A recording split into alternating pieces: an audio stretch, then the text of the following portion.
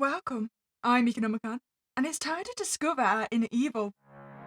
Welcome to the trial, where shadows whisper secrets and darkness unveils the soul. Every choice you make echoes through eternity. Do you hear it? The call of the void, the thrill of the unknown. Step forward, if you dare, and face the truth within. Are you ready to confront your inner evil? Or will you succumb to the darkness that lies ahead? Prepare yourself for the journey into your own emotional. Are you evil? Well, I like to think I'm not, but then again, I do want to spend the eternity with all my monsters. So if I say yes, can I just go to the void? Background. Oh, well, I'm certainly under judgment right now. I'm pretty sure, with all these all-seeing eyes, they can witness me from every single angle. I don't think I can hide from them. Peter Moretti, known in the underworld as the Butcher, was born into a family with deep roots in organized crime. Raised in the gritty neighborhoods of New York, Peter was groomed from a young age to take over the Moretti crime family. He exhibited a natural talent for leadership and a ruthless approach to business, quickly rising through the ranks. During his teenage years, Peter had already shown great promise to live up to his expectations, and by his late 20s, Vito had become the undisputed leader of the Moretti family. Vito was known for his hands-on approach, often leading operations personally and ensuring that his orders were carried out to the letter. So what I'm hearing is that he's probably got a lot of blood on his hands. His reign was marked by strategic alliances, brutal enforcement of loyalty, and an expansive network of illegal activities, including drug trafficking, extortion, money laundering, and human trafficking. And it sounds like he's a pretty awful guy. It's probably a good thing I said he was evil then. So the details of the crime. Vito's reign of terror was marked by drug trafficking that caused numerous overdose deaths, and bombings in crowded public places to intimidate his rivals. Okay, so I wouldn't necessarily say the overdose is directly my fault. I mean, I'm merely the instigator and the person that provides the means. So I don't think for that one I can get arrested for murder, right? But the bombings, yeah, no, the bombings are definitely an issue that I probably killed a lot of people with. He also ran an extensive human trafficking operation, ruthlessly exploiting people of all ages, races, and backgrounds without any regard for their well-being. He targeted vulnerable men, women, and children for labor, showing no regard for their well-being as long as it resulted in his profits. Oh damn, you really are a scumbag. Many of the victims perished due to harsh conditions and abuse. He showed no remorse, viewing the casualties as collateral damage. Vito also personally executed several business owners who refused to pay protection money, resulting in further loss of innocent lives. You know, that's more to be expected. That was the kind of crime level I was expecting of you. But nope, you're full on just selling everyone you can get your hands on. His ruthless reign finally ended when he was arrested following the infamous Red Night Massacre, one of Vito's most notorious orchestrations that led to the mass killing of over 50 rival gang members and several innocent civilians caught in the crossfire. Okay, so back to my original question. So, I don't know whether he was personally there. I mean, it does say he favoured the hands-on approach, but if he only orchestrated this massacre, what crime would he be arrested for then? Then again, would it be like, was it Manson? Was it Manson? I don't know, the one that had the cult. I mean, he didn't technically commit the crimes there, but I think he still got arrested for the crimes. So maybe that kind of situation, like, because I'm head honcho, you'd still get charged for all of the murders. Okay, time for decision. I don't even think this guy deserves the void. For me, the void is a nice place where I can experience my Cthulhic horrors. I think he deserves something worse than the void.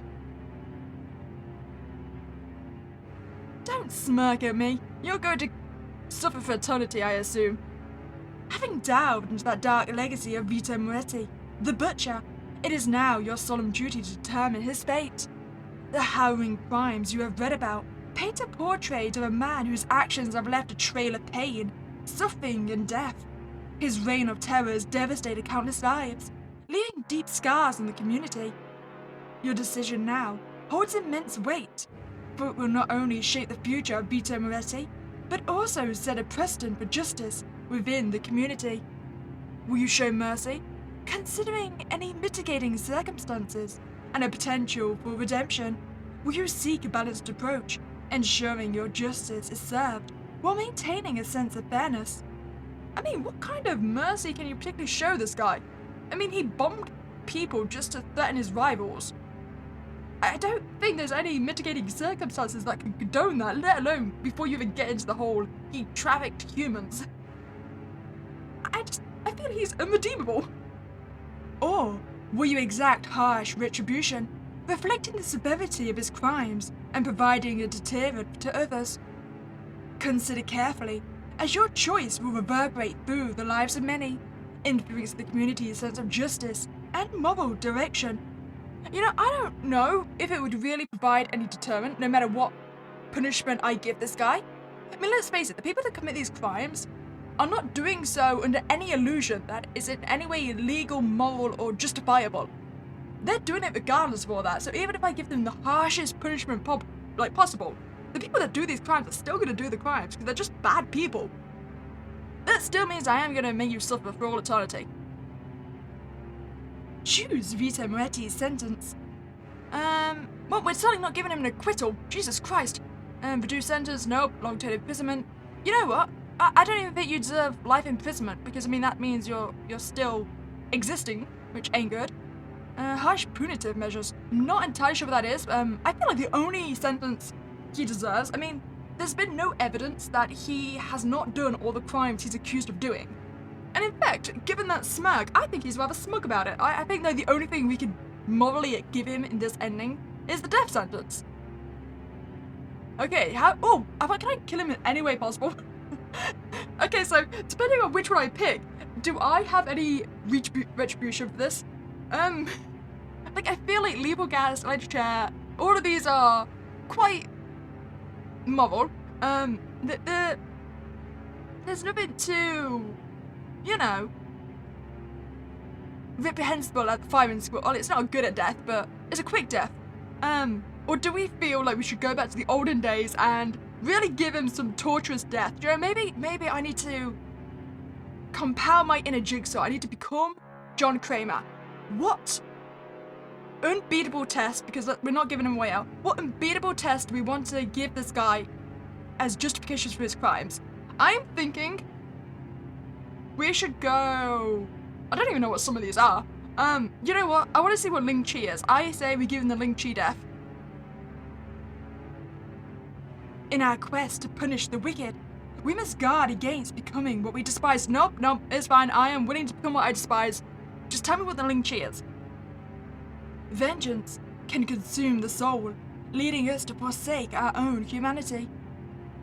In your choice, the question, are you evil, is answered, as you have let the darkness of cruelty overshadow the light of justice. This is still justice. He trafficked children. This is justice. You know what? I'm not going to apologize. I feel like my choice was justified. I don't accept the fact that my decision here was evil. Why would you allow him to live in prison? That feels like a reward. You know what, game? If you want to try me, if you want to question my morality, fine, we give him an acquittal. How do you feel about that? He can go and commit more crimes.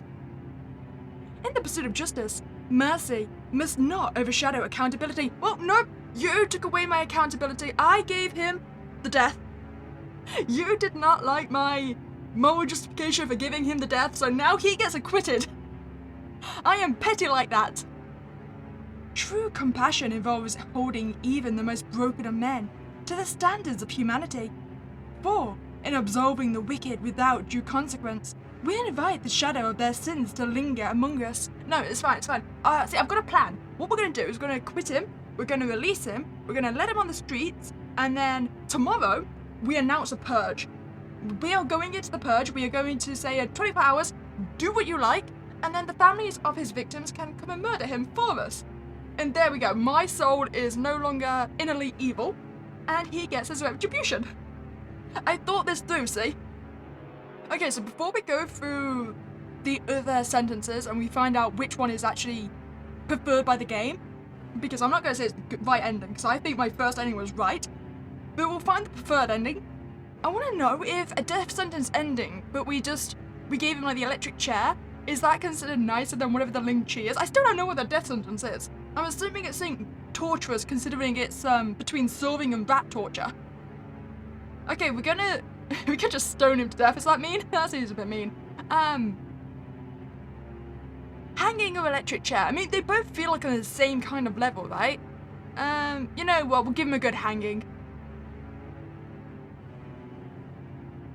No, I think this, it judges hanging as the same level as basically the torture. So, I think regardless of what state we kill him in, it still considers us to be evil for doing so, which I firmly reject. He deserves it. You've listed his crimes. He deserves it.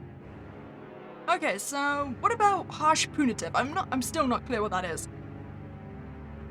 I'm assuming it's just like prison forever.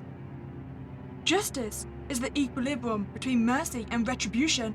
It demands a heart that listens to a mind that discerns, ensuring that society's fabric is mended, not through vengeance, but through the measured restoration of order.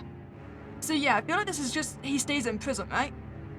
But my problem with that is that if you've basically announced this person to be irredeemable, which is essentially what life imprisonment is, with absolute no chance of parole, then what's the point? I mean, wasn't prison originally meant to be there as a form of, like, turning around? Like, it's a punishment that you're supposed to be able to be forgiven from eventually. So it does feel like a life imprisonment in prison is going against what it's designed to achieve. And at that point, just hang him. It's fine. I feel like I've got to a point where I'm thinking about having a moral debate about capital punishment, which I don't want to get into any kind of debates about that, because let's face it, I'm not smart enough to have an opinion about such important matters. I'm just going to stick to my horror, but either way, I still maintain my Qingli. In your wisdom, you have found the path to true justice, showing that you are not evil, but just.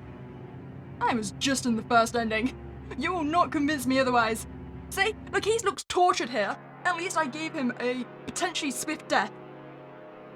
You know, I feel if this game wanted to have more of a which possible sentence is actually suitable for him, you might want to consider doing a crime that was less irredeemable.